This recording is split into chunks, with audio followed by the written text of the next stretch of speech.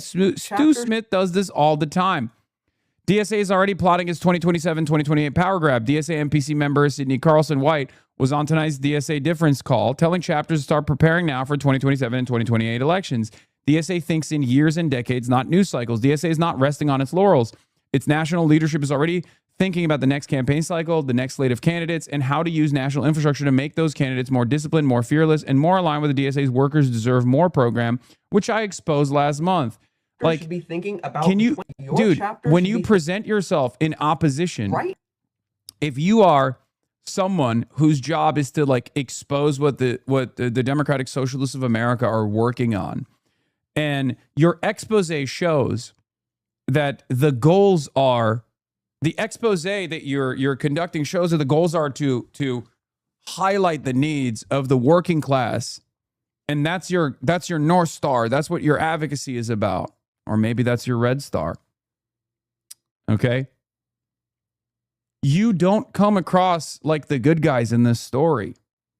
Now is the time that your chapter should be thinking about the 2027 and 2028 elections. It's early, but again, DSA thinks in years and decades, not news cycles. So if you have a candidate that you think that you want to run for any office, now is the time to think about how you want to do that. Reach out to nec@dsacommittees.org to reach out to us and begin the process of figuring out how you're going to run a campaign. The funny part about this is, like, this is not a secret, right? Not only are a lot of these positions objectively popular, but when you try to present it as though this is like some sort of secret grand conspiracy, and what the conspiracy is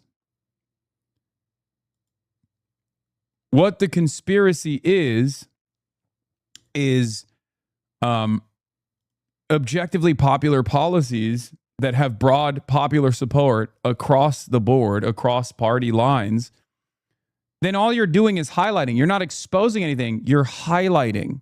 You're promoting. Maybe you yourself are going to be our next socialist in office. The NEC can support your chapter, but what we also can do is we can provide the national infrastructure that will allow you to take those bold positions, allow you to be fearless, and of course, allow you to carry out the goals of DSA's Workers Deserve More program. So why does this matter, right? We can't have socialism alone or in one place. We are pulling together nationwide because we say no more to socialism in one state. We say no more to socialism in one city, okay? We are not trots. However, socialism will happen across the board, okay? We know that is how we seize power for the working class. It's not just about winning elections. It's not just about organizing in your unions. It's not just about street protest. It's not just about tenant organizing. It is a holistic political vision that allows DSA to do all of the powerful things that it does. Anyway, yeah, there's polling that suggests that every single one of these policies that's being highlighted on Fox News is objectively popular across the board. Okay? So this argument falls flat. Your expose turns into a promotional tool, and they will never understand this. Okay? They can try to negatively frame it. They can try to frame it as like more democracy is bad, actually. But I think most people, especially when, you know, I'm here as a media platform that can combat against this misinformation, as plenty of other independent media outlets, TikTokers, people on social media, and also some sympathetic or more open-minded figures in mainstream outlets as well exist, then we can push back against this narrative.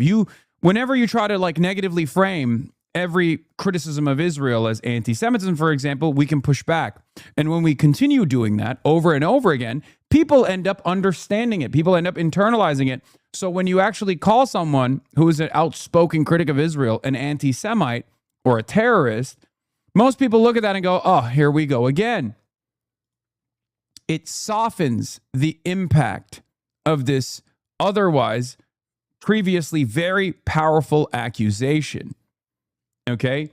You've done it to yourselves, and you will do it to everything else as well. The more people learn about the platform of the Democratic Socialists of America, the more you call democracy radical, the more you call calls for healthcare for all, for housing for all, radical and scary communism, the more people actually think maybe it's not so scary.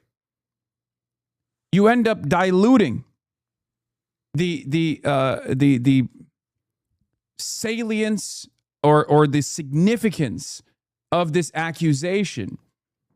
The boy who cried wolf, the boy who cried anti-Semitism, the boy who cried communism. It doesn't work. Now, the New York Times wrote an article.